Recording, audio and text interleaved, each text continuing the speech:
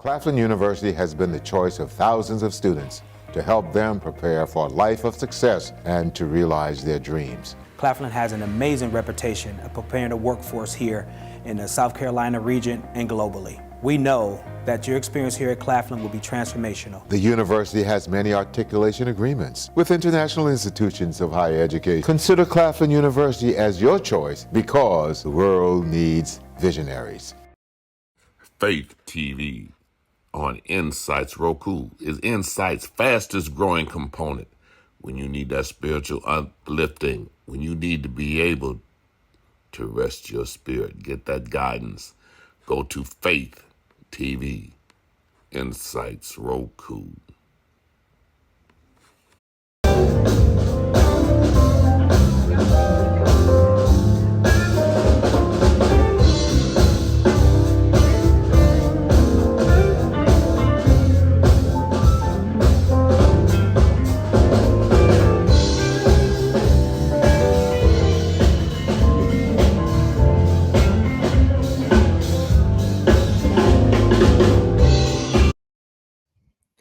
Ladies and gentlemen, this is Mickey Clayton, the coach, here with the Claflin Athletics Show Season 3.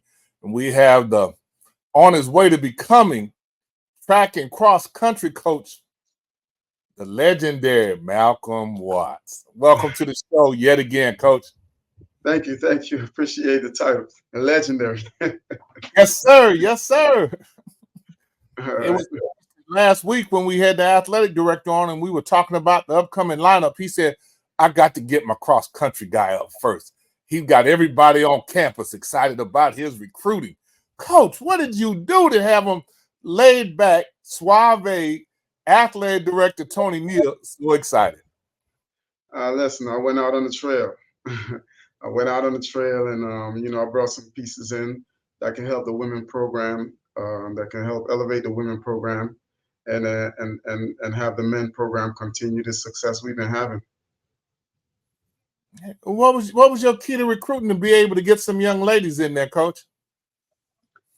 Just getting in touch with some of our contacts, getting out there to some of the track meets in South Carolina. Getting out there talking to the head coaches.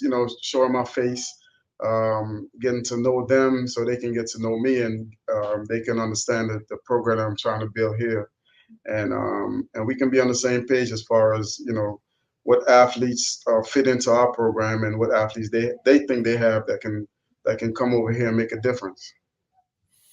Okay, Coach, kind of go down. Give us some information about these recruits. I don't like to talk about them in a group. We need to know who we're looking forward to and where they're from and things like that, Coach. We want to know about them on the show.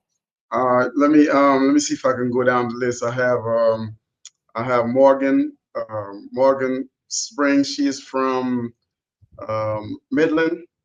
She is the state champion, the 100-meter hurdles. She was number 1 in the state in the triple jump, and she's a state champion, the 400-meter hurdles. I have Faith Jones, who was also state champion, the 400-meter hurdles as well. I have Cheyenne. She is, Faith is from Goose Creek, by the way. Cheyenne is from Somerville. She was part of the championship 4x1 for Somerville. And I have a transfer in from Massachusetts. She's coming from BU. So she's going to assist us in that 400-meter area, as well as she's a hurdler. And I have another young lady that's from Virginia that's going to help us with the sprints and hurdles and jumps as well. Wow, Coach. Now explain to the novice how these young ladies that you recruited translate to your cross-country program. Okay, well, cross country, I have Nia Singleton. She's from Florida, and she's pretty good. She was a quarter miler in high school. She ran the 4 and the 8. She's gonna move up and become a full-time middle distance runner, so she'll definitely help Madison, who was our only true cross country runner we had here. She's gonna help Madison. I have Jasmine coming back. She was slowed last year with some injury, so Jasmine Young is from Blackwood. She was slowed, but she's getting back on the cross country trail, and I have two other young ladies that was here that's going to help out with that, with those group of women. Okay, explain to us again a little bit more in depth about cross country for the novice. All they know is that, man, cross country mean you run a long, long way and try not to get tired. Coach, tell us some more about what that cross country training and running is like. Cross country training is, it's a little different. You know, it's putting a lot of miles in, and I know, you know, sometimes it's tedious, but you know, you have to run. In our conference, we run 3.1 miles, which is a 5K. So you have to build your endurance for that. So for us, you know, just training and working, doing some intervals and doing some distance running around that can help us build our endurance. Okay, but coach, that's not running. That's not running 12 laps around the track. What No, are they? no. You know, you different cross country courses. They're all different. Some cross country courses are held on a golf course. Some are held on in trails, you know, in the woods. But you know, it's really you're running through the woods for 3.1 miles for the women, and for the men is an 8K, which is 5 miles. So you know, the trail is different. You know, you out in the trail, you don't. This might be some rocks, some mud, some woods. You know, different trail you entail going through the cross country course. So it's not the same as a track. The track surface is nice and smooth and laid out. You can just run around in circles. But cross country, it take you up some hills, down some valleys, through some streams. It's a little different. How do you approach that mentally in preparing your athletes for that? You know, it's tough. It's tough, especially you know for the young ladies who they're not used to running that distance when you run in middle distance. So you know, coming to college, you have to step up and you have to be willing to do it. Your will have to be strong, right? Because you know it's going to be raining sometimes. It's going to be cold sometimes. It's going to be, you know, you got to go through all the nature, all of nature to get to your destination. So you actually train regardless of the weather conditions. You train them and let them run in it.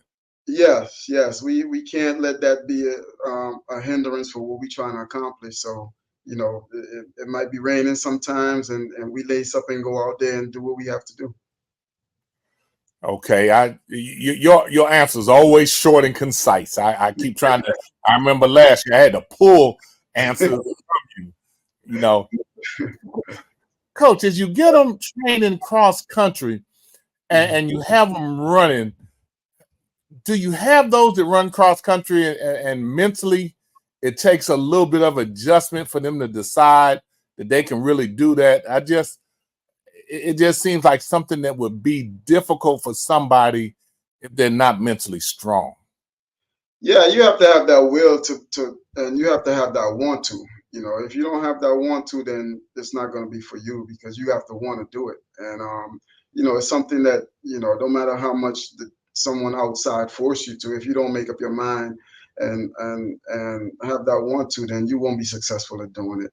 Because it's a little different, and I understand, you know, and for me, it's just getting the person to understand, or getting one of those student athletes on board with what the cause is, right? And sometimes the cause is bigger than us. So for me, it's just convincing them what the cause is and have them buy into it.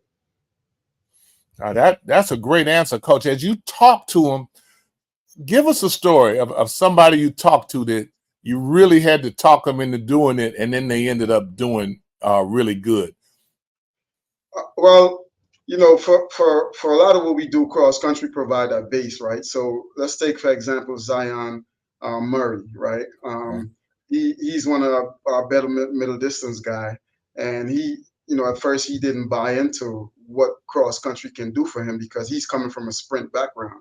You're talking about a guy who ran the 100 and 2 and the 400 in high school, and then, you know, asked him to convert to running middle distance. So for him, it works out for him, because he ended up running 150 last year, ended up being part of our All-American 4x4. So he's bought into it because he see the progress, you know, and for him, I had to sit down and talk to him about what cross country can do for him, what, you know, the distance, how the distance can help him be a better middle distance runner. And, you know, and he had a lot of success last year. He ran 150, and, you know, that was a big time PR for him. What is it you see in somebody that lets you know you can transition them from being a sprinter to being a middle distance runner? You know, actually, his transition started with the previous coach, and you know, I just was able to come and add to that. But you know, he wanted to go back down to running sprints, and like I told him, you know, you know, he sustained a lot of injury trying to sprint with those guys, and for him, he saw that it was a little better because his running mechanics and his technique and all that stuff. You know, a lot of people think that sprinting is easy, right? But it beats your body up, and he got a chance to understand it last year because he got injured trying to sprint with those guys. So then, you know, after that, he understood what I was trying to show him and what I was trying to teach him. And from that point, you know, his transition really started mentally anyway. And because physically he was being transitioned, he just wasn't doing it as effective as he was doing it once he started buying into the distance and buying into what, you know, the extra distance can do for him. Okay, so him trying to go back and run sprints put a lot of stress, especially in his lower joints, to be able to condition like that and work like that for that sprint action. Oh yeah, and you know, for me, he was one of the key guys in our 4x4 making it to nationals. So when he got hurt for a long time, we couldn't put it together, and he saw that. He saw that a healthy Zion is better than a Zion that's parked up on the track watching everybody else. So he understood the benefit of it, and he bought into it, and he ran well at the end of the season. Okay, we'll go back to the women a little bit. Coach, who do you have that you brought in that you're really excited about? We'll get to the veterans in a minute, but tell us who you brought in new that you're looking for to make that maturation jump to be a major contributor for you in cross country. Like I told Coach O'Neill, I'm excited about Nia Singleton. She's from Florida, and she's gonna make that jump from running 400 to running the 800. I think I'm excited for her because I think she can be very, very special.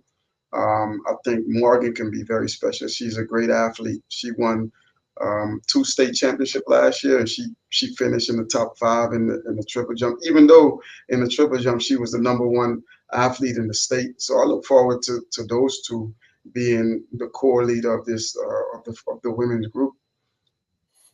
Okay, Nia is from what part of Florida? You know what? Don't ask me. I forgot the name of the city. But she's from somewhere in Central Florida. I forgot the name of the city. She told me a couple of times. Okay. Well, we wish you a lot of luck with your freshman and transfer. Who do you have returning that you're kind of looking to be your bell cow on that women's cross country team? Well, I moved Jonica up last year. At the end of the season, she started doing 400 hurdles. That's something that she never did before, and she finished in the finals in the conference. You know, and you're talking about someone who has never hurdled before. And 3 weeks out, she said she came to me and said, "Coach, look, can I try hurdling?" You know, so she transitioned from the 400 to 400 hurdles. So I move her up, and I'm gonna, you know, assist her with that. So I think she should be one of the girls that make it back to the finals this year. Maddie and our long distance girl last year was Maddie, so she should be better. She had a nice couple of PRs last year, so I'm looking for her to be better than she was last year. So right now, on the returners, those two, and then of course I have 2 really, really good jumper in what's her name? I'm losing my thought, but Marlena McBride and Janiyah Knuckles, those 2 girls, they long jump, triple jump, and Marlena McBride does the high jump. I'm looking forward to Zaire. She was a big time scorer in the javelin last year, and I brought in a freshman that's definitely going to rival her for that javelin spot. So they should be a great assistance to the girls that I brought in. Oh, that's great. Allow you some points in some of those field events, huh? Right, right, right. And it's funny because Cheyenne is a sprinter and a javelin thrower, and that's not traditional. Yeah, that's the odd combination, isn't it? Yes, yes, it is. But she can throw the javelin for us in the conference, and I think she'll do a good job. Um, Zaire is also a high jumper that should do a good job. So we have some points, around that we're looking at. We're moving closer to the podium. Okay, you're excited about being able to improve that finish that you had last year. Right, right. I mean, we definitely are way ahead of where we were last year. I can tell you that. Okay, Coach. Speaking of last year, when did you come in last year? On the men's side, well, the men's side we won indoors and outdoors. I mean, when did you become a part of the program? Wasn't it late in the year? Pardon? When did you come into the program last year as the coach? Oh, I'm approaching my 1 year anniversary. I'm not there yet, but I'm approaching it. So yeah, we got a little late start, but we definitely ahead of where we were last year. Absolutely. I remember interviewing you, and school had already started when you came on board, Oh and yeah. all of that. How much better does it feel to you having done almost a year and being here, being able to recruit and know the student athletes as compared to last year when you came in? I think it's great. Now the student, I think they understand, culture more so than anything else. I tell them I don't come in with a lot of rules because I feel like rules pin me versus you. But for me, it's just developing a culture, and that's procedures that we have, and they bought into it and they understand the culture. So the new athletes that come in, they able to buy into what we have. They get along well with the students. We had a couple of meetings already, and the veterans was able to share some of the procedures and the expectations with the students because they understand. They understand the bigger goal, and they understand the big picture. So for me, this year I feel a lot more comfortable and a lot more relaxed because the bulk of the student athletes, they understand what it takes and they understand what they have to do. So if they hold themselves responsible, then I don't have to do that. It made my job a lot easier, and we understand each other, and they understand me, and I understand them. Oh, that's a good answer, boy. The more we get in depth into these conversations, these better these answers are getting, Coach. Well, it's the student athlete are the one that run the program. When you come in here and you talk to any one of them, I'm pretty sure you can pull any one of the students that's part of the program here, and they'll share the same thing with you. They'll tell you how it is. They'll tell you what works and what doesn't work. I don't have to do much. So when I bring students on campus, I let them have a conversation with some of the students, and they share the information. So to be honest with you, they're the biggest recruiter now. I just bring the students on campus, but the student athletes, I pull any one of them at any time, and they sit down and talk to the parents, sit down and talk to the students, and the students enjoy it. Okay, well, Coach, we spent a lot of time going into detail about that women's team, which is what I was hearing about. Right. What you have done recruiting wise to upgrade that program. Now, tell us what you did with the men's program coming in. They finished 7th. They were ahead of the women's program last year. Right. What have you done to enhance that roster? I added some good pieces to the puzzle. Now I lost one of my veteran 400 guys, but I brought another guy in that can replace him in Nino. And I thought Nino was one of the better guys in the state of South Carolina, a sprinter. He's he can run anything from the 100 to the 400, and I thought he was one of the better sprinters in the state of South Carolina. I brought another guy in, a pole vaulter, who's gonna be massive for us. That's an area that we experimented with last year, but I brought a guy in that can definitely pole vault, and Jeremiah Smith. So he's added. I brought a distance runner in, and Grayson Mann, and Grayson is a really he'll be a really good distance runner for us. I added a transfer, Damari Little. He's going to help our distance program, and those two guys going to help cross country. I feel like, last year our cross country team was okay, but these two guys should make us a whole lot better. So those are my pieces for the men's side. I didn't need to add too much because I think the veterans here, they know what they need to do and they're stepping up. Okay, but you got two middle distance runners that you got coming in that you seem to have a lot of confidence in those two guys along with what you have returning. Yeah, if you look at the middle distance, that's the core of our team, right? That's where we dominate the most of the conference. But you take a guy like Ivan last year, you're talking about a guy who ran 219 in high school, and last year ended up running 154. So in that retrospect, in that area, I have a lot of confidence in those guys and what they're capable of doing. Zion, he finished second in the conference, but him and the guy that won it was neck and neck, all the way to the finish line. So he's coming back with a different attitude and a different mentality of winning. But on the men's side, the leadership comes from a guy like Javon Riley, who was an NCAA All-American, right?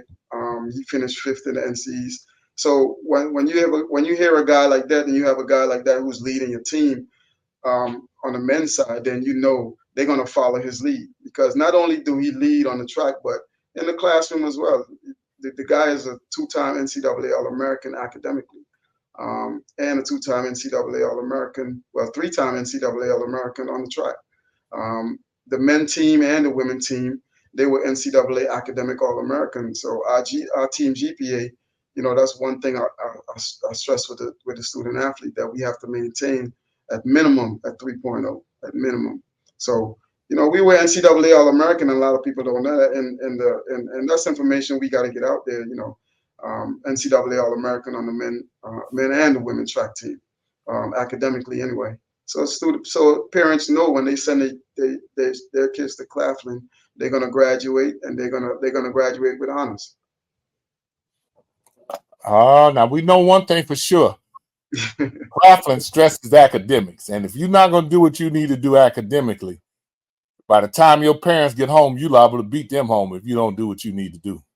Well, they invested in you, so they got to get a return on investment. So, I stress the ROI with the student athletes, so they understand. We're gonna do some different things. If you don't have a 3.0, we're gonna add we're gonna push that study hall and make sure that you utilize the resources that's on campus. Claflin have a lot of resources for the students, so we want to make sure they're using those resources to get their academic needs completed. Okay, what are some of the things that you do with your student athletes to ensure that they do what they need to do academically? We check their grades every 4 weeks. We make sure that we're checking their grades. I work with Mr. Bonaparte. He did a great job last year of making sure that the students, that he stay on top of the students. So he checked those grades every 4 weeks to make sure that we see what progress or struggles that they're having. And if they are having struggles, we make sure we provide them with the service they need, whether it's tutoring, whether it's in-person tutoring, or online tutoring. Wherever we can find the assistance, then we make sure we provide that for the student athlete. Well, you have cross-country meets getting ready to get started August 30th and September 1st. The men and the women, is that correct? They're not in the same place, but they're like a day apart. How do you manage that, Coach?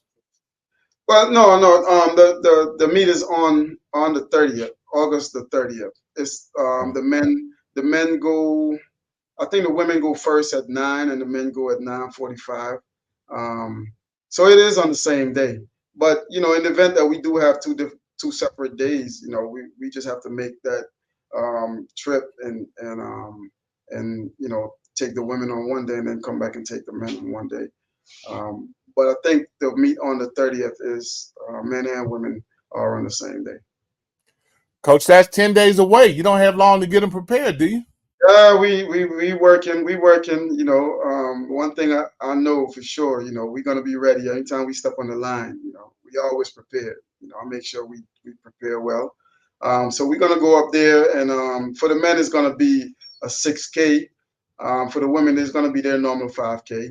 The men, you know, of course, they run 8K normally. So we're gonna see where we at. We're gonna use this as a measuring stick.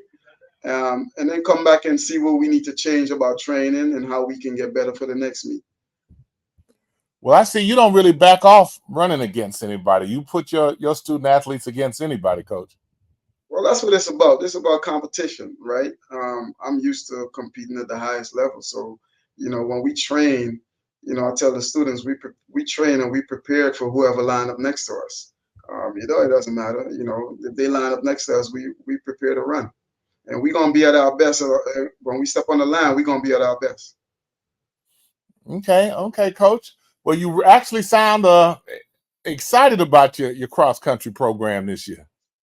Yeah, I'm really excited to see what Grayson is going to do. I think he's going to elevate that part of the program that I think he's excited about running. So we'll see what he'll do. And then Damari, he's going to provide help. Actually, he transferred from Bethune. We were supposed to get him last year, but you know, some things happened. We didn't quite get him. So he's a year out. So he'll be back in the scope of things once we get on that trail and start whipping him back into shape. Okay. Well, Coach, we look forward to how this is going to unravel for you. I know your athletic director says he wants to be in the hunt. That's what's important to it. I don't, Mickey. I don't know what being in a hunt means. I know what being on top means. Let's say you don't know what being in the hunt means. No, we want to be on top. That's always our goal. You know, that's always our goal to get to the top of the podium. And they know that, and they understand the process. And that's the thing about the group of student athletes that I have now. They understand what it takes, and they understand what sacrifice they have to make. Right, and it all comes down to us being disciplined in our sacrifice. And once we you know stay disciplined and consistent, then we'll get what we need to get. And on that, we'll close because Coach said all he knows is being on top. Coach, that's right. That's right. You heard your cross country coach. They plan to be on top. Coach, we appreciate you being on the show and giving us some insight into your program. And I think you got all of us a little bit excited about your team. All right, thank you. Appreciate what you're doing. Appreciate, you know, you getting the word out there and getting us out there and getting the information out there for some of the folks who don't get a chance, you know, who's driving by, they might be listening to your show and they get to hear and understand what is it that we're trying to do here at Claflin University. Well, thank you, Coach. Tell anybody who's listening, they have a student athlete, or if they are a student athlete that has an interest in Claflin, tell them how they can reach you. Well, you can log on to Claflin Athletics and you can complete the questionnaire, or you can call me. My number here is 803-535-5196, and you can leave a message, and I definitely will contact you. Thank you, everybody. Now you have a way right there to get in touch with the Malcolm Watts. We appreciate you. Appreciate everything that you're doing. Thank you, sir. All right. Thank you.